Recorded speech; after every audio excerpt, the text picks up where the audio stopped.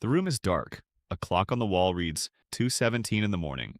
You are still awake. Nothing is happening. No emergency, no noise, just the strange, almost weightless feeling of being conscious while the rest of the world has disappeared into sleep. You close your eyes, you wait, but sleep does not come. At first it feels almost harmless. You tell yourself you will be tired tomorrow, and then tomorrow arrives.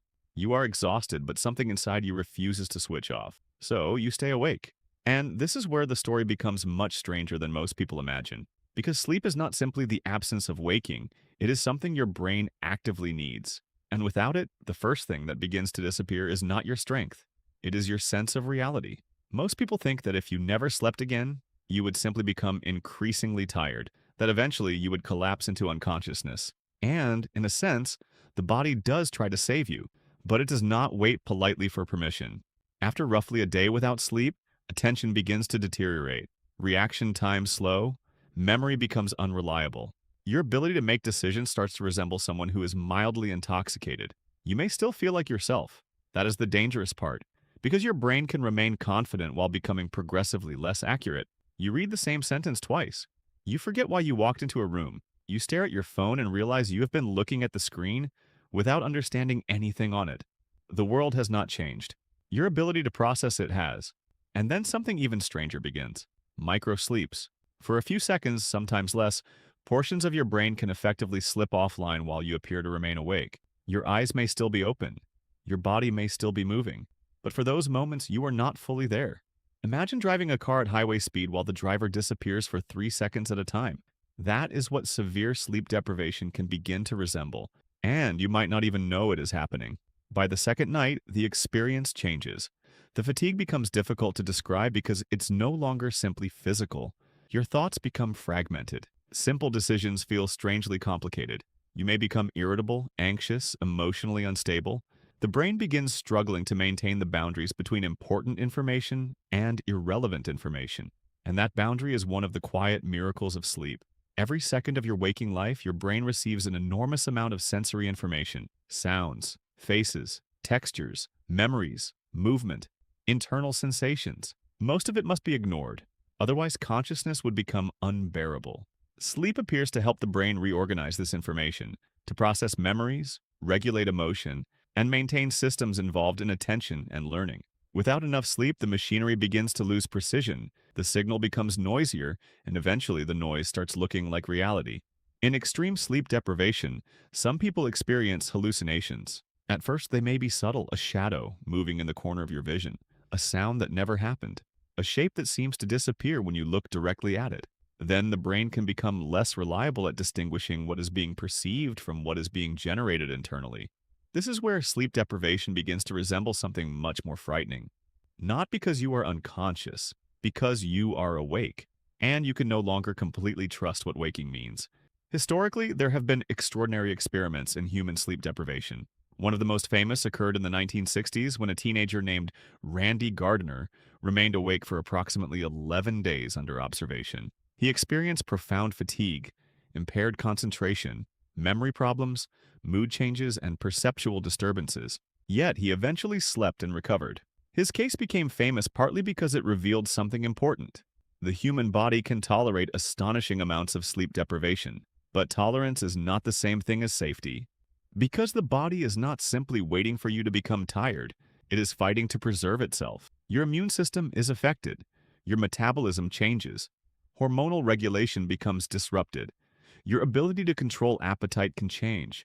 Your blood pressure and cardiovascular regulation can be affected. Your emotional responses become less stable. And the longer the deprivation continues, the more systems begin to drift away from their normal patterns. The strange thing is that none of this happens in isolation. The brain affects the body. The body affects the brain. Stress makes sleep harder. Lack of sleep increases stress. Poor judgment creates more problems. Those problems create more anxiety. And anxiety makes sleep even harder. A loop begins forming. The system that is supposed to restore you has become part of the problem. Eventually, the question stops being, how tired would I become? And becomes something much darker. What exactly is sleep protecting me from? We often imagine sleep as a passive state, but beneath the stillness, the sleeping brain remains remarkably active. During certain stages of sleep, neural activity changes dramatically. Memory is reorganized. Emotional experiences are processed. The body performs maintenance. And during deep sleep, the brain's waste clearance processes become more active. It is almost as if consciousness steps aside so that the machinery can enter the workshop. You do not experience this maintenance. You simply wake up and assume you have been doing nothing. But perhaps that is the illusion. Perhaps sleep is not the time when nothing happens. Perhaps sleep is the time when the most important things happen without you watching. And then comes the most unsettling possibility. If you kept refusing sleep, eventually your brain might begin taking it from you anyway. Not as a choice, as an intrusion. Microsleeps become more frequent. Attention fractures. Perception becomes unreliable. The distinction between dreaming and waking can become increasingly unstable. Your brain begins producing something resembling fragments of sleep while you are still conscious. This is one of the great ironies of sleep deprivation. The harder you try to remain awake, the more your brain begins forcing pieces of sleep into waking life. You're no longer simply fighting tiredness. You are fighting biology. And biology has been practicing this battle for hundreds of millions of years. There is a reason almost every complex animal seems to have some form of sleep, or sleep-like state.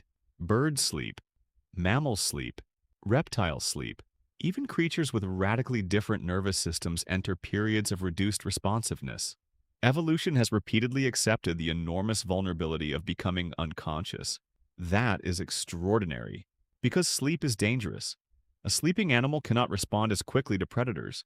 A sleeping human cannot search for food, build shelter, or defend themselves. And yet, evolution kept sleep, again and again, which suggests something profound. Whatever sleep costs us, not sleeping costs us more. There is a rare human disease that makes this idea especially haunting. Fatal familial insomnia. It is an extraordinarily rare prion disease in which the brain progressively loses its ability to regulate sleep. The name sounds almost fictional, but the disease is real, and it is devastating. As the condition progresses, patients develop severe insomnia alongside neurological and autonomic disturbances. Eventually, the body can no longer maintain normal functioning. It is important not to confuse this disease with ordinary sleep deprivation. Most people who lose sleep do not develop it, but the disease reveals something that ordinary tiredness can hide. Sleep is not merely something we enjoy. The ability to sleep is itself part of the machinery keeping us alive. And perhaps that is why the thought of never sleeping again feels so strangely disturbing, because we spend our lives assuming consciousness is the default. We think waking is reality, and sleep is the interruption. But biologically, the relationship may be closer to the opposite. You are not a conscious creature that occasionally sleeps. You are a biological system that continuously moves between different states of consciousness: restoration, memory, regulation, and repair. Every morning you wake up believing you have simply returned. But something has happened during the night. Your brain has changed, your memories have been reorganized, your emotions have been recalibrated, your body has performed maintenance you never witnessed. And then consciousness returns, and you call it another day. So imagine that clock again, 2:17 in the morning. You're still awake. The room is exactly the same. The walls have not moved. The clock continues ticking. But somewhere inside your brain, millions of tiny processes are beginning to lose their rhythm. You might still feel intelligent. You might still feel capable. You might even believe you can push through it. But consciousness is not an engine designed to run forever. Eventually, the system begins protecting itself in ways you cannot control. The eyes close. Attention disappears. A thought becomes a dream. A dream leaks into waking. And for a few seconds, you are somewhere else entirely. Then you return. Perhaps you do not even remember leaving. That may be the deepest truth about sleep. We think every night we surrender a part of our lives. 8 hours disappear. We lose time. We become unconscious. But perhaps sleep is not taking time away from us. Perhaps it is what makes the time we have possible. Because every morning when you wake, the miracle is not that you survived another night. The miracle is that your brain was allowed to disappear so that you could return to yourself.